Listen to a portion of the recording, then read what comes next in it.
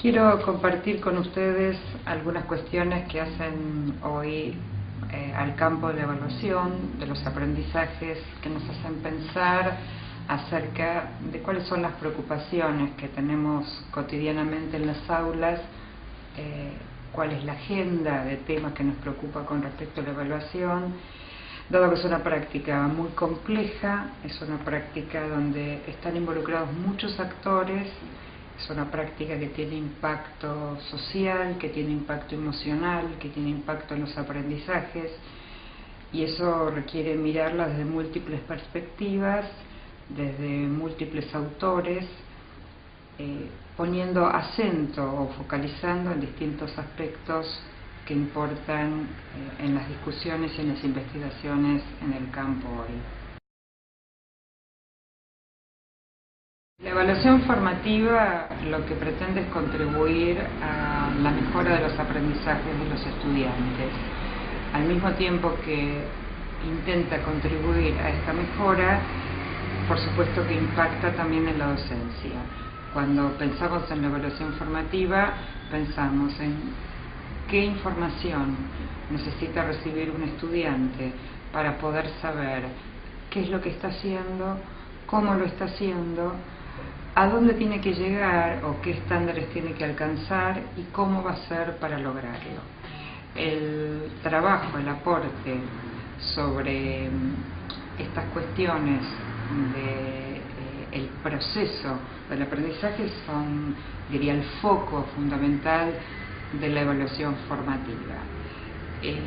Si recuperamos la idea de que la evaluación formativa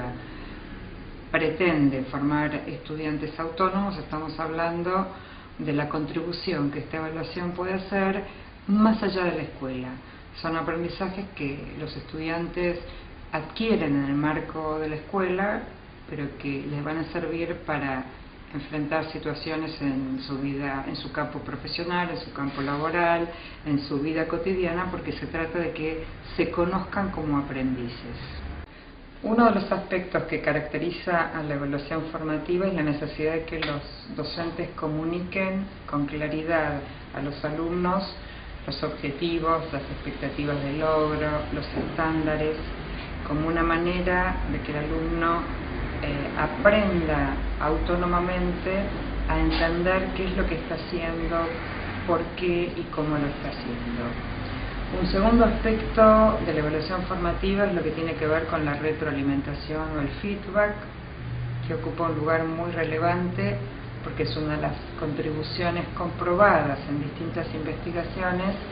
que produce mejoras en los aprendizajes de los alumnos. Un tercer aspecto que nos interesa también en la evaluación formativa es cómo los docentes construyen con los estudiantes los criterios con los cuales van a ser evaluados. Este no es un tema menor. La construcción compartida de los criterios de evaluación es una contribución muy importante de la evaluación formativa, que nuevamente en la misma línea de contribuir a que el estudiante sea conocedor de sus propios procesos, de en qué momento o etapa del aprendizaje se encuentra, por dónde tiene que avanzar y hacia dónde tiene que avanzar. Un aspecto no menor es el reconocimiento del impacto emocional que provoca toda situación de evaluación. No solo lo que tiene que ver con las cuestiones de la calificación, con la certificación, sino los aspectos emocionales en el sentido de cómo le impacta a un alumno que un docente le dé una devolución o lo califique o le dé información acerca de sus aprendizajes de modo positivo, y qué impacto tiene cuando es de modo negativo. Esto también es una cuestión que la evaluación formativa se ocupa, le interesa y hay mucho campo desarrollado al respecto. Como el tema del feedback tal vez es el tema más novedoso en términos de los nuevos aportes que hay a partir de distintas investigaciones para que el feedback efectivamente provoque mejoras en los aprendizajes, hay algunas preguntas quién nos hacemos, que nos interesa indagar acerca de ellas y que quiero compartir con ustedes. La primera pregunta es sobre qué impactan las retroalimentaciones que un docente le puede ofrecer a los alumnos. Sabemos que impactan sobre los aspectos emocionales y esto está reconocido, está comprobado y vemos los efectos de esto en el aula, pero pensamos desde la evaluación formativa que la retroalimentación también tiene que impactar sobre la tarea, tiene que ayudar a que el alumno mejore sus aprendizajes y para eso no nos basta con que impacte sobre las cuestiones emocionales de la autoestima del estudiante, sino que impacte también en la producción de sus tareas. Una segunda pregunta que nos lleva a pensar también un poco en la historia del desarrollo del feedback es si el feedback hace foco en el pasado o en el futuro. Cuando uno le devuelve a un alumno información sobre un trabajo que el alumno ya realizó,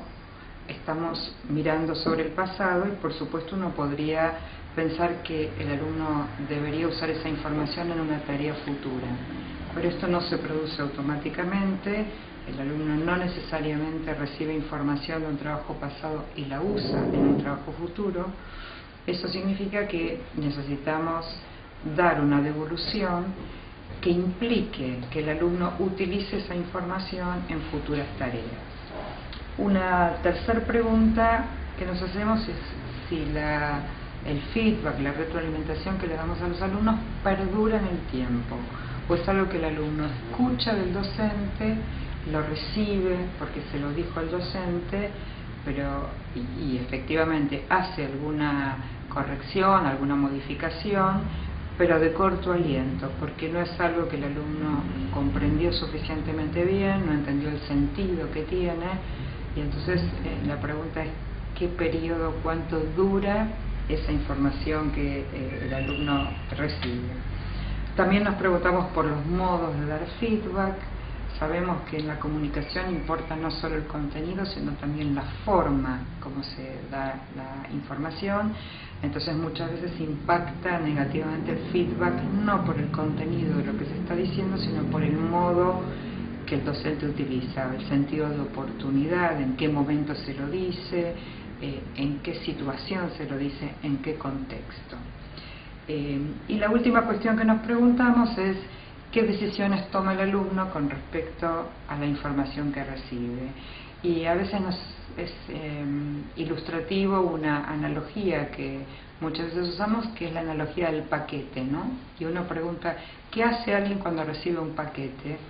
Y puede hacer muchas cosas con el paquete. Puede devolvérselo al remitente, puede guardarlo para abrirlo más adelante, podría abrirlo en ese momento y usarlo, podría descartarlo, ¿no? Y en realidad el alumno con la retroalimentación puede hacer cualquiera de estas cosas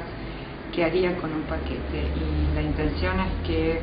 el alumno tome esa retroalimentación, la pueda usar y que sea un ida y vuelta, un diálogo que establezca con el docente entre aquello que recibe, lo que él comprendió que tiene que hacer y cómo ese uso de ese feedback le puede servir para mejorar sus aprendizajes, que es finalmente el objetivo de la evaluación formativa.